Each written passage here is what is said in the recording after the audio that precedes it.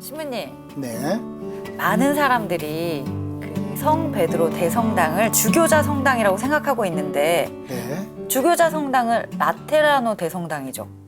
네. 그러니까 로마 교구의 주교자 성당, 그러니까 교황 좌가 있는 그런 네. 성당이 라테란 대성당이었죠. 네. 근데 성 베드로 대성당은 베드로 사도 무덤 위에 지어진 대바실리카였었죠. 네, 대바실리카. 네, 그렇죠. 네, 우리가 첫 시간에 이제 성당 건축 첫 시간에 지위에 따라서 성당을 부르는 명칭이 있다고 이렇게 배웠죠. 그래서 혹시 기억하고 계신지요? 교황에 의해서 특전이 부여된 로마의 4대 대성전을 뭐라고 했죠? 대바실리카. 대바실리카.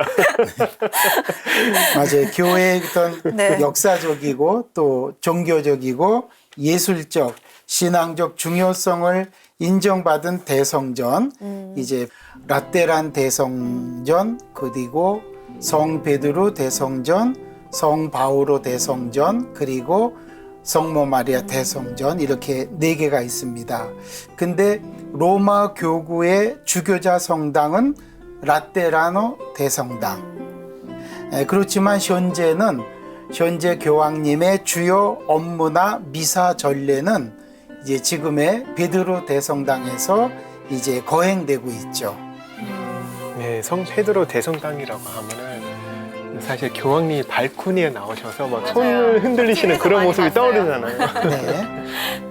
네, 현재 우리가 보고 있는 바티칸의 성 베드로 대성당은 이제 재건축된 그런 대성당입니다. 그래서 1506년 교황 율리오 2세가 건축을 시작하셔서 1626년 120년 동안 건립된 베드로 대성전인데, 당시 많은 건축가 예술가들이 함께 참여해서 이 아름답고 화려한 대성전을 완공했다고 볼 수 있습니다. 네, 그래서 저도 한번 찾아봤었는데요. 그 설계 참여한 건축가들만 해도 어마어마하거든요. 그래서 처음 주한 설계는 그 건축가가 브라만테 있었고, 그리고 라파엘로, 미켈안젤로, 베르니니 같은 그 유명한 예술가들이 다 책임을 맡았고, 그리고 외부나 내부나 장식을 나눠서 정말 맡았던 예술가들까지만 해도 그 당시 유명한 예술가들이 구석구석 어딘가 다 자기네 흔적들 남았다고 그렇게 보시면 돼요. 태연 소장님도 그 시대에 태어났으면 여기 참여하고 계시지 않을까요? 네. 글쎄요. 네, 그리고 유명한 그 미켈란젤로의 작품이 여기 있잖아요. 피에타. 네, 맞아요. 아, 네. 전 피에타는 알고 있었습니다. 네, 규모도 크고 보물도 많기 때문에 네. 하루 이틀에 이 베드로 대성전을 다 관람한다는 것은 사실 쉽지가 않죠. 네. 그러니까 베드로 대성당은 그 자체로 박물관의 그런 어떤 문화적 유산이라고 이제 볼 수 있겠죠. 또 이 베드로 대성당이 1506년에 건립 시작됐으니까 르네상스 때부터 시작해서 1626년도는 자연스럽게 바로코 양식도 적용된 아주 특별한 그런 특징을 보여준다고 볼 수 있죠. 그러니까 네. 120년 동안 네, 지어졌으니까. 그래서 한번 그러면 베드로 대성당을 보도록 하겠습니다. 그러면은 피렌체 도움보다 더 빨리 지었네요. 그러네요. 30년 빨리. 그러네요. 네. 그럼 우선 먼저 로마 정경을 보도록 하겠습니다. 우선 저기 중간에 지금 강이 보이고요. 저 광의 제일 좌측으로 굽어진 부분에 하나의 광장이 보이지 않아요? 약간 타원형 형태의 광장. 회색으로 되어 있는. 네네. 그게 이제 베르니니가 이렇게 구성한 베드로 대성당의 광장이 보이는 그 전경입니다. 자, 그리고 이제 더 가까이 보겠습니다. 베르니니가 건립한 광장이 보이고, 그 다음에 강 쪽으로 보면 약 300m 정도의 화해의 거리가 보입니다. 일직선으로 보이죠? 그것은 이제 1929년 이탈리아와 바티칸이 협약을 해서 저 화해의 거리를 조성한 것입니다. 근데 이것은 현재 바티칸 시국의 전체 면적입니다. 이곳이. 그래서 이제 앞부분에 보면은 광장이 있고 그다음에 대성당이 있고 뒤편에 이제 여러 건물들이 보이고 있죠. 근데 좌측에 보시면은 현재 성당의 모습은 붉은색으로 그려진 부분이고 이 성당이 재건축됐다 그랬죠. 네. 그 이전이 저 청색입니다. 그러니까 이제 처음에 1506년까지의 구성당의 그 면적입니다. 청색이. 그 다음에 오른쪽에 노란색은 네로 황제 때 전차 경기장. 이렇게 배치도를 우리가 확인해 볼 수 있습니다.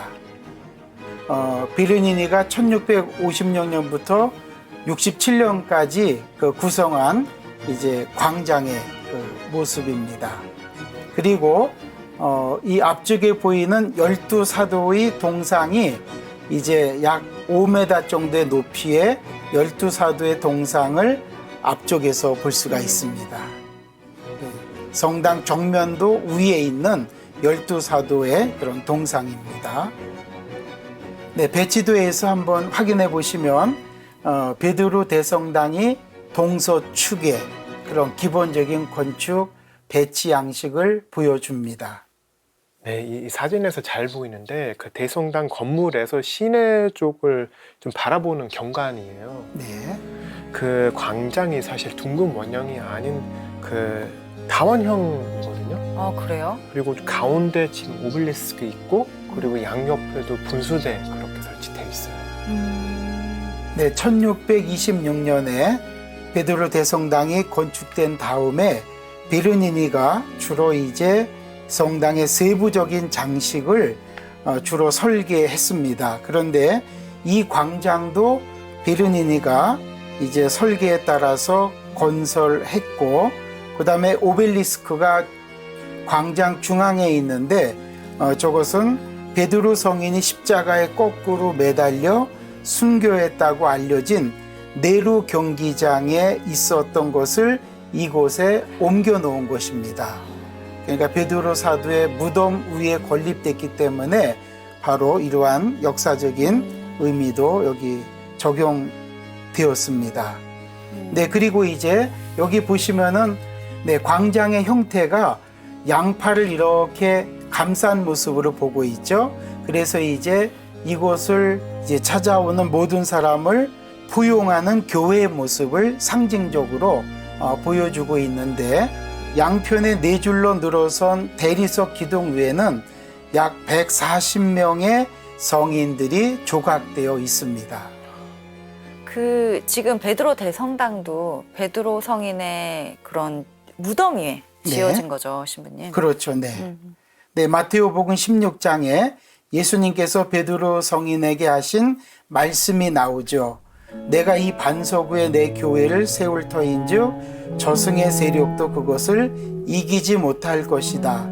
이런 상징성 때문에 베드로 사도의 그 성인 무덤 위에 이 성당을 세우는 것이 너무나 중요한 일이었고, 그래서 그리스도가 공인된 이후 326년에 구 베드로 대성당의 정초식이 있게 되는데 지금은 남아있지 않습니다. 그래서 옛 성당의 모습은 어땠는지 한번 보기로 하죠. 네, 지금 구 성당 복원도입니다.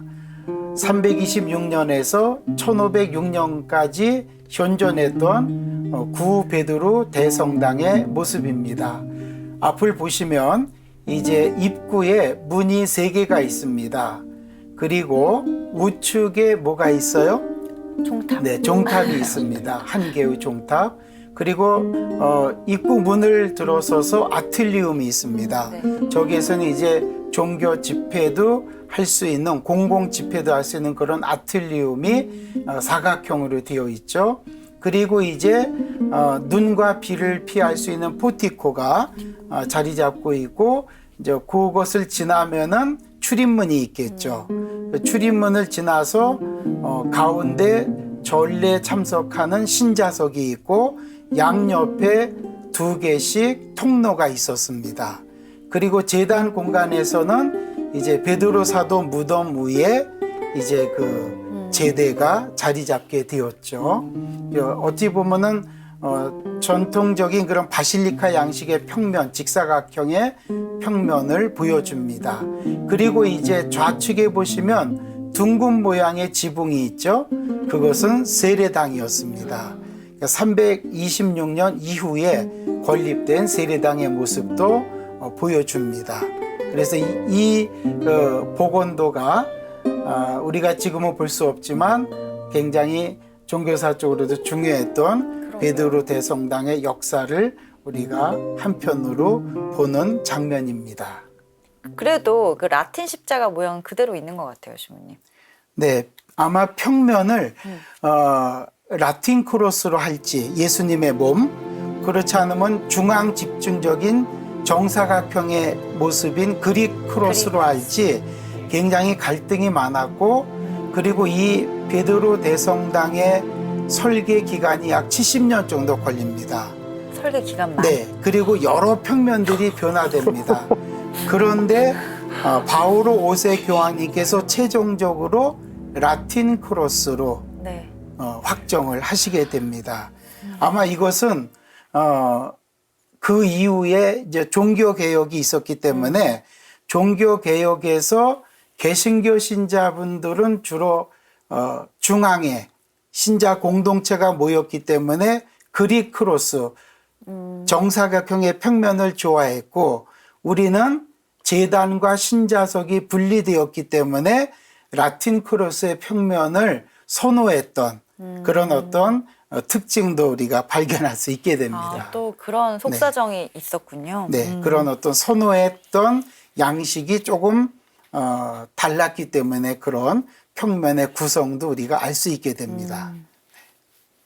성당 외부도 찬찬히 좀 보고 싶네요.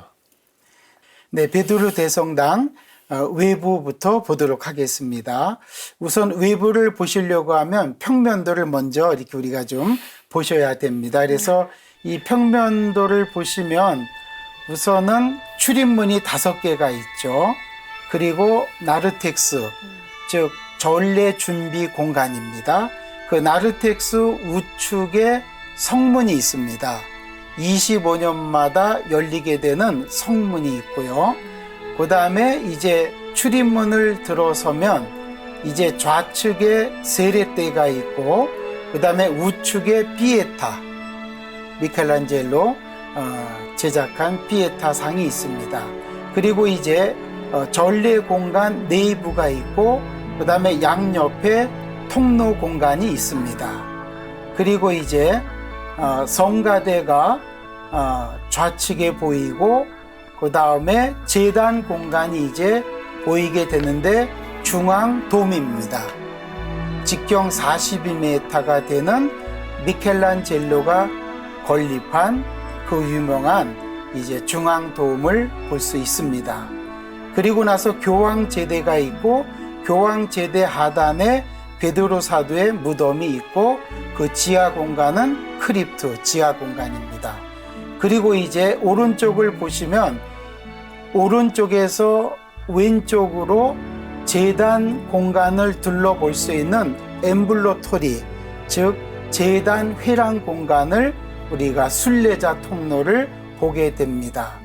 그리고 성 베드로 좌를 만들어 놓은 앱스 공간을 발견할 수 있게 됩니다. 그리고 양옆에 이제 트란셉트 공간 좌우로 보게 됩니다. 이것이 이제 베드로 대성당의 평면을 먼저 말씀을 드렸습니다. 네, 그리고 나서 이제 정면을 보겠습니다. 바로코 양식의 아주 굉장히 웅장한 그런 외부 공간입니다. 5개의 출입문이 있고 굉장히 규모가 큰 기둥들이 보입니다. 그리고 정면 제일 상단에 12사도의 동상이 보이는데 저 높이가 약 5m 정도의 높이입니다. 여기서 보면 작게 보이지만 실제 가서 보면 굉장히 큰 규모의 그런 그 정면도를 우리가 확인할 수 있습니다. 근데요, 좀 역시 직접 가봐야 할 것 같아요.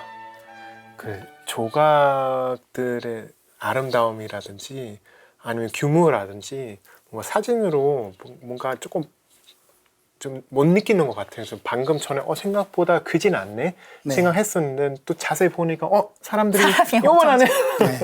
그런 거 있어요. 그래서 진짜 직접 가봐야 할 것 같아요. 저는 안타깝게 피렌체보다 더 남쪽으로 못 갔어요 아직. 그러셨어요. 네, 이탈리. 저는 근데 그런 생각도 들어요. 다녀온 사람들 얘기를 들어보면 뒤통수만 보고 왔다. 이런 얘기를 들었거든요. 이 시간을 통해서 보는 것도 좋은 것 같아요. 예. 네. 이것은 이제 저기 주황색 표시가 있죠. 성년문. 나르텍스 우측에 위치해 있고 25년마다 열리는 성문입니다. 네, 성년의 문에 조각된 저 청동은 예수 그리스도의 일생을 기록한 내용이라고 합니다. 네, 내부 공간에서 신자석입니다. 전례 공간이죠. 그리고 양옆에 기둥을 볼 수가 있습니다. 굉장히 바로코 양식이기 때문에 장식적인 요소가 기둥에도 많이 보이죠. 네. 작가님 확인해 볼 수 있죠? 네, 부조가 기둥에도. 굉장히 세밀하게 잘 네, 조각이 아주 되어 있네요. 보조 색상도 그렇고 굉장히 네. 세밀하게 조각되어 있고 기둥의 형태도 마찬가지죠. 네, 그리고 대비되어 있어요. 색이 잘 보이게. 네네. 네. 네, 그리고 이것은 이제 순례객이나 신자들의 통로 공간입니다. 그래서 저 기둥도 굉장히 화려하고 그 다음에 바닥도 대리석을 아름답게 장식했고 상단의 지붕도 아름답게 아주 화려하게 건축된 그런 모습을 확인해 볼 수 있습니다. 그리고 좌측에는 채광 목적의 창호도 일부 발견이 됩니다. 네, 그리고 이제 성당 내부 공간에서 바라본 중앙 출입문입니다. 그래서 저 중앙 출입문 상단에도 아치와 그다음에 창호 그리고 둥근 돔도 보이게 되죠. 네. 색상도 굉장히 화려하고 장식적인 요소도 많고 로마 건축의 대표적인 이제 그 아치와 기둥 형태도 우리가 확인해 볼 수 있습니다. 네, 그리고 이것은 좌측 통로의 벽감에 있는 세례대입니다.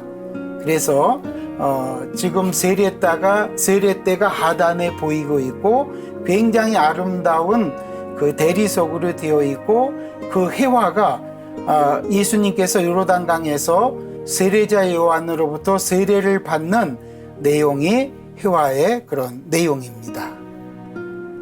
네, 그리고 이것은 성당 외부 공간에 있는 제이시를 보여줍니다. 네, 너무나 유명한 이제 미켈란젤로가 1498년부터 99년 2년 동안 제작한 피에타 상입니다. 맞아요. 드디어 나왔네요, 피에타가. 피에타 나왔습니다. 근데 저 조각 그 대성전 안에서 어디쯤 배치된 거죠? 네, 지금 평면도에서 보시면요, 이제 우측 통로에 있는 경당입니다. 소성당. 그래서 이제 지금은 방탄유리에 넣어서 보존을 하고 있습니다. 맞아요. 왜냐하면 불의의 사고가 있었죠. 훼손될 수 있기 네. 때문에 네. 보호 차원에서 방탄유리로 이제 그 보호되고 있고, 저 앞에서 저 피에타상을 온전하게 사진 찍는다는 것이 굉장히 어렵습니다. 그만큼 수많은 순례객들이 많이 오기 때문에 아주 그날 온전하게 저 피에타상을 사진으로 찍는다면 굉장히 그것은 행운이고 또 하느님께 감사드려야 될 일이라고 생각됩니다.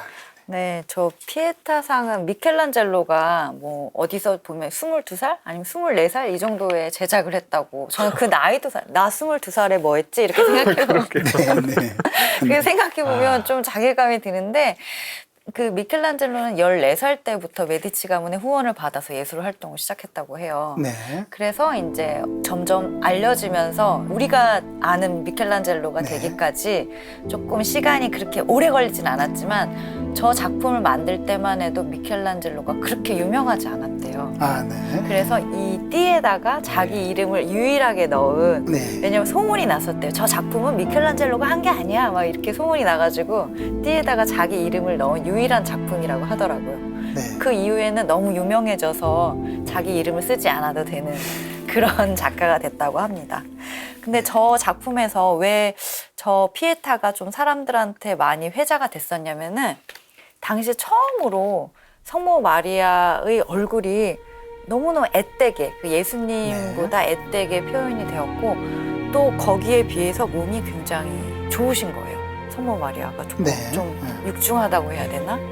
그러고 이제 지금 십자가에서 내려진 예수님의 몸이 굉장히 좀 흐느적거린다고 해야 되나요? 사후경직이 보이지 않아서 아주 독특한 방식으로 십자가에서 내려진 예수님을 표현했다고 그래서 사람들한테 굉장히 회자가 됐는데 그 미켈란젤로가 추구하던 그런 고전미 그리고 이상적인 아름다움을 굉장히 잘 표현한 조소상이라고 합니다. 네.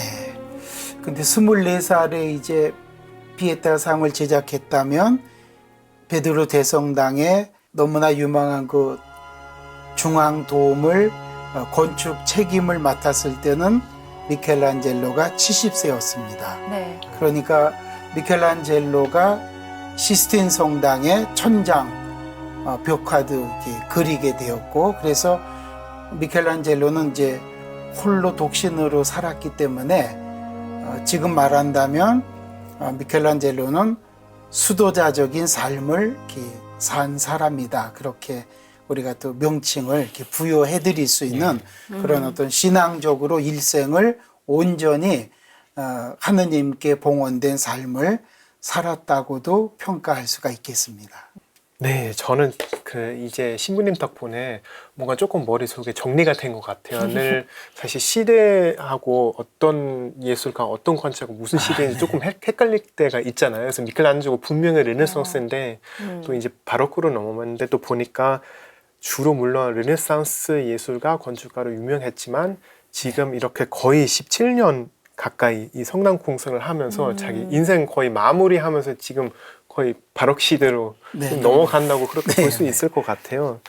근데 이 돔을 만들 때도 좀 들었는데 참고하기 위해서 우리 그 저번에 얘기했던 그 피렌체 그 대성당 거기 가서 브루넬레스키가 설계한 그 돔 기억하시죠? 네, 이중동. 예, 그거 참고하러도 가서 또 그거 잘 연구를 했대요. 근데 결국에는 여기서 그거보다 조금 작게 설계하게 되었다고 합니다. 네, 미켈란젤로가 이제 피렌체 대성당의 중앙돔, 직경이 45m인데 직접 가서 실측을 하고 그래서 그것을 이 베드로 대성당의 중앙돔에 적용을 했는데 직경은 약간 작은 42m입니다. 그런데 실제 저 높이는 138m까지 올라갑니다. 그러니까 이러한 중앙돔을 이렇게 건립하기 위해서는 그만큼 엄청난 노력과 그 다음에 건축적인 기술, 그 다음에 또 자신의 또 신앙, 또 이렇게 독신자로서 수도자적 삶을 살아가면서 이 성당 건축돔을 완성해가는 과정을 보였습니다. 그런데 워낙 오랜 세월 여러 건축가들을 거치다 보니까 대성당의 설계 변경이 굉장히 많았습니다.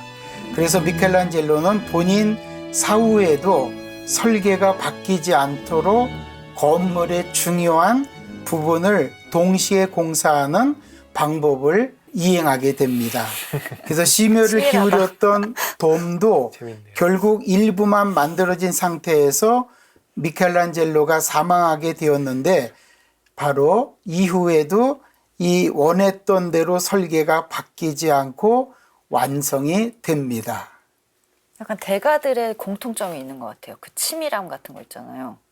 뭔가 이렇게 동시에 설계한 거 공사 올리게 하는. 또 미래를 내다보는 시각도. 그죠. 네. 네.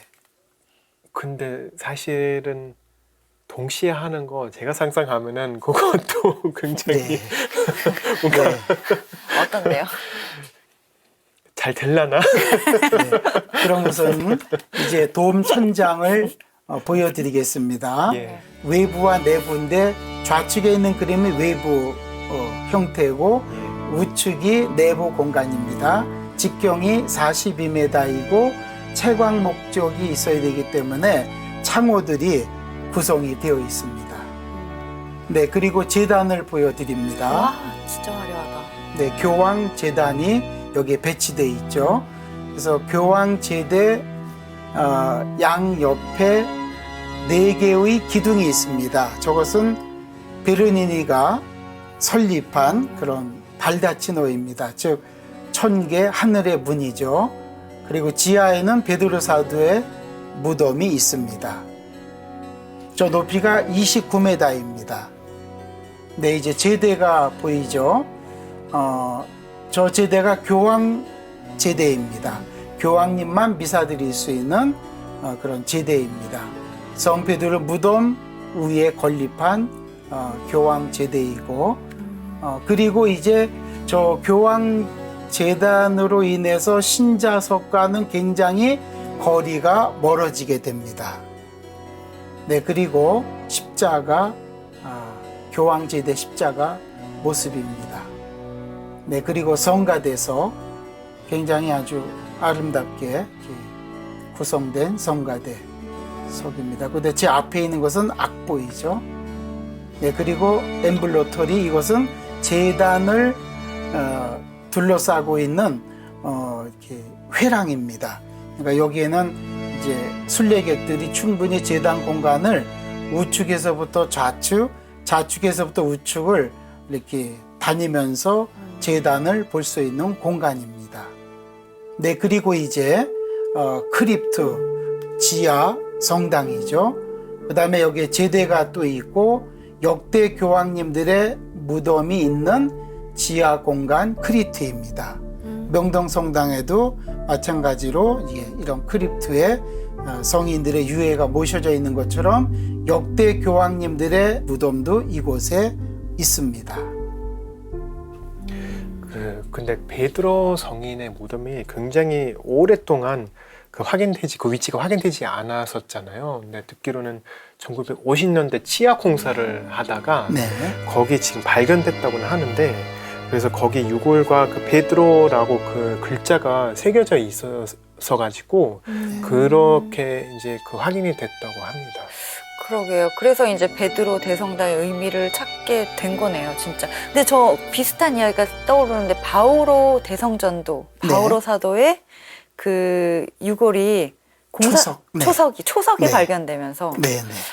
근데 계속 이렇게 꾸준히 우리 성인의 성인의 유골이야 하고 거기에다 성전이 지어진 게 아니고 네. 발견이 됐다는 게 참 신기하네요. 이게 이제 고고학적 발굴로 인해서 이제 정확하게 성당의 위치, 그다음에 성인들의 유해가 이제 발견되는 그런 현장이었다고 볼 수 있겠죠. 네.